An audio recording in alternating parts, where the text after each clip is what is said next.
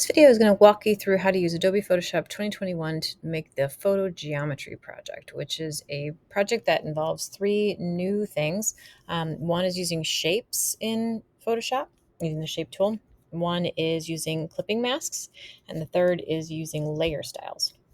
So you can see in this example here, it's called Photoshop Geometry because we're using photographs, but we're also using geometric shapes, so basic shapes, squares, diamonds, circles, triangles even. We're going to use a tool over here that, if you click and hold, has many different basic shapes.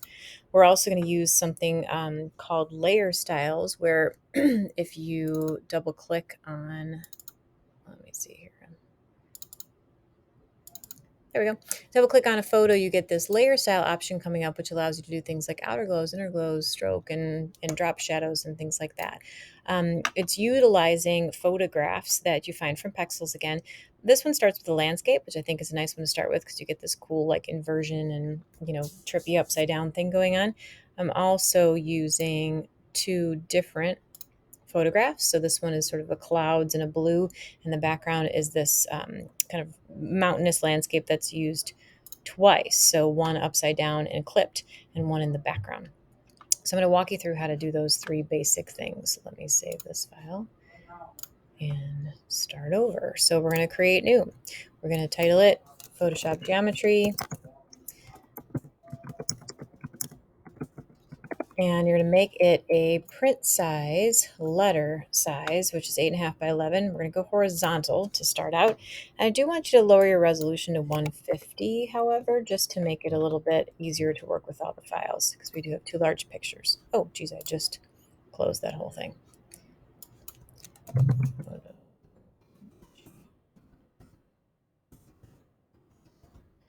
So that was print, letter, horizontal, 150, and create. You should pull your images off of Pexels, and you're going to File, Place Embedded, and go find, excuse me, go find those pictures.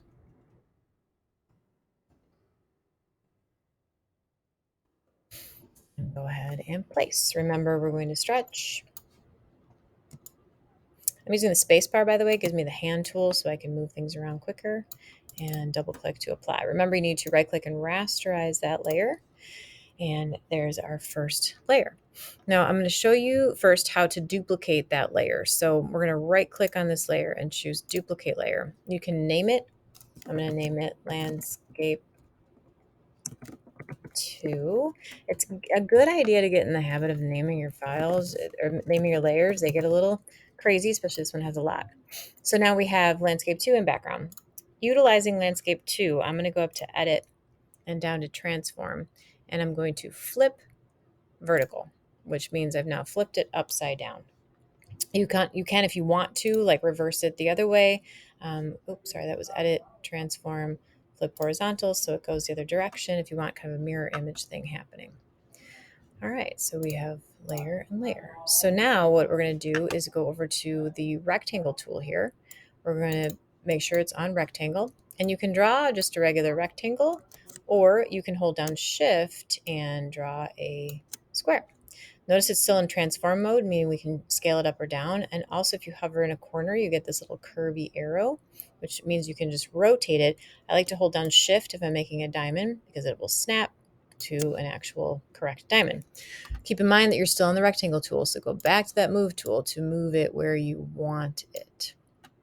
All right, now to make this clipping mask work, which means you're going to cut the photo into the shape of this diamond, you have to move the photo on top, over top of that rectangle. And all you need to do is right click, create clipping mask. And now you have your image upside down. When you move with the move tool, it's going to move the image, not the diamond. So keep that in mind that, when you're moving, if you want to move the diamond, you have to click on that layer and actually either hide the image and move the diamond there, or you can hold down Shift and click on both layers at once and then move both files.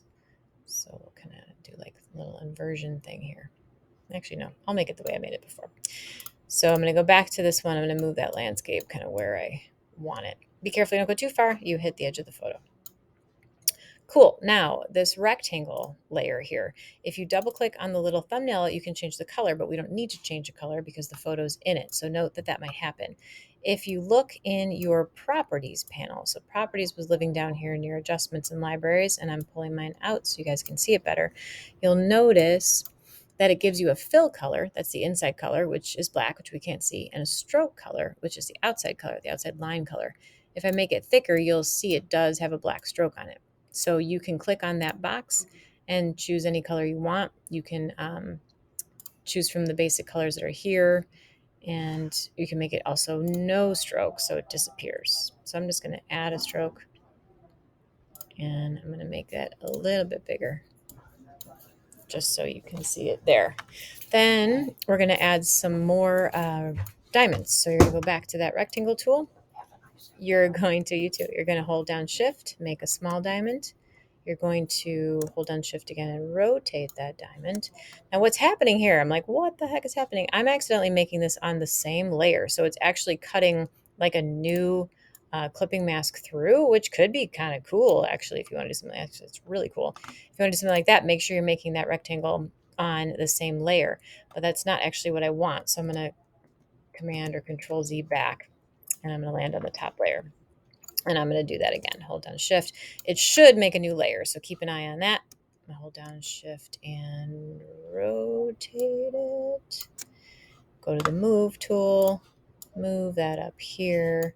So now I have just a colored rectangle. So to change the color, remember, I can double click here and make it a color, or notice the eyedropper tool pops out here.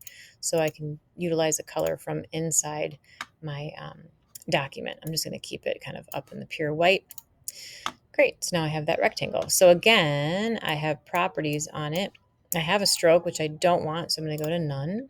And then I'm going to go with the move tool. I'm actually going to hold down Option on my Mac. For you guys, it might be Alt in the H6 Lab or Control, and you get this double arrow, which allows you to drag a duplicate of that first shape, which is a very nice little feature. So it duplicates that option there. I don't know why this is being weird, but my stroke keeps going away. I think it's just my computer glitching a little bit. Now with these guys, what things that you can do? You can go to blend modes. Remember, we did some kind of cool like overlays and soft light and color burns and things like that. That might look kind of cool, and you might like.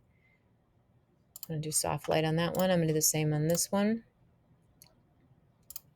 That might be a nice thing that you like. You can also drag and drop things forward and backwards. So these diamonds right now are floating over above and creating kind of like this interaction. And let's get them where they're perfect diamonds there.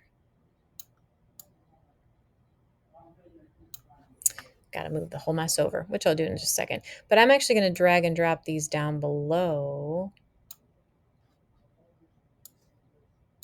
There you go. So that my diamond is in front there. And remember, if I want to move that center, I have to hold down shift to select them both. And then I can work on centering that. Okay. In my demonstration, I'd also built some diamonds. Remember, go to the top layer. Built some diamonds that had no fill. So again, over here in properties, had no fill, and they just had a white stroke. And I used this drop down to create the dashed lines. Make that a little bit larger so you can see them. So that is another option. Whoops. For making sure, moving the right thing there.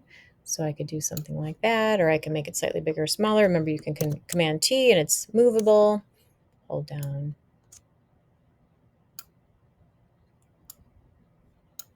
So you can move that where you'd like it.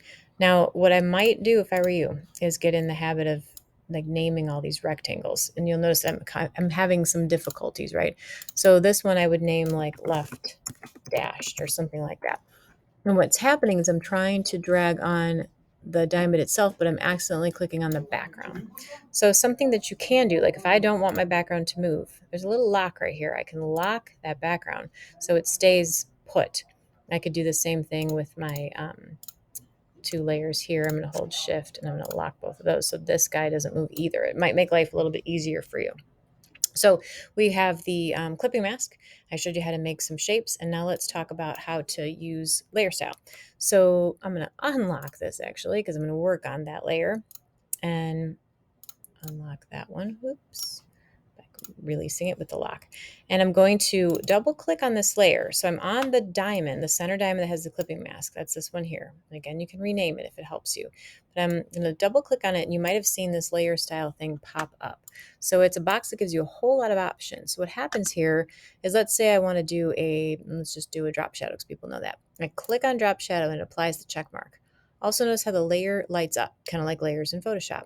So you can accidentally have something clicked, but not have selected the settings for it. So you have to click that layer to get your settings. So your settings allow you to do different colors of drop shadows, which is kind of fun to play with colors. Again, you can pull from out here in your document if you want to pull from colors within the document.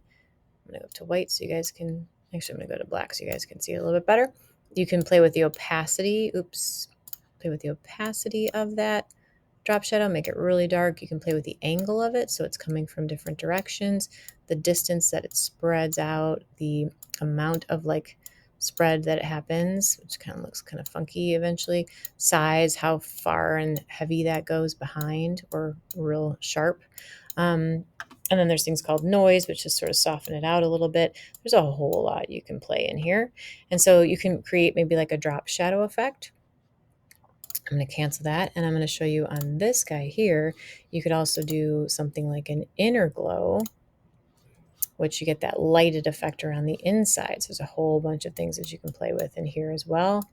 How opaque it is, how soft it is. So that gives you some more like just boosting up what you have in your document. So those are the three basics for things to play with. Beyond that, you can do whatever you want. I'm encouraging you to use two photos. This technically does, but the other thing that I had showed was bringing in another photograph, which makes it a little bit harder, right? Because you've got to use photos that match. But I had brought in this cloud picture, and notice kind of it's popped just sort of right in the middle. So I'm going to move it to the top so we don't get confused. And I had done Command T to make that a little bit larger. And I rasterized the layer. And then I just built another square, holding Shift, rotated it to be that diamond again. And I moved the photo on top so that I could create a clipping mask by right click, create clipping mask. And now I have another kind of clipped layer to play with. So I'm going to hold down Shift so that those two layers are together, and I'm going to move them down beneath the other clip photo. So that way I've got this kind of new element that I'm adding in here. I'm going to Command T that. Oh, that is Command T-ing just the photograph. So let me click on the rectangle, Command T that guy. There we go.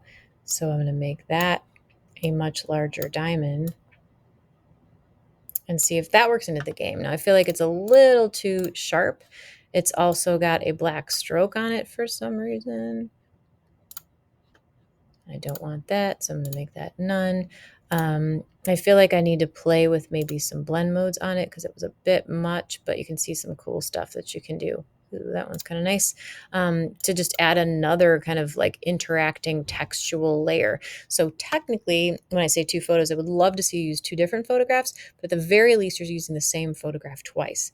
So you have geometric shapes, you're utilizing clipping masks, you're utilizing shapes and things you can do with shapes learned in class, and you're utilizing layer styles. Those things need to be seen on your piece. Beyond that, you can do whatever the heck you want, whatever shapes, whatever pictures.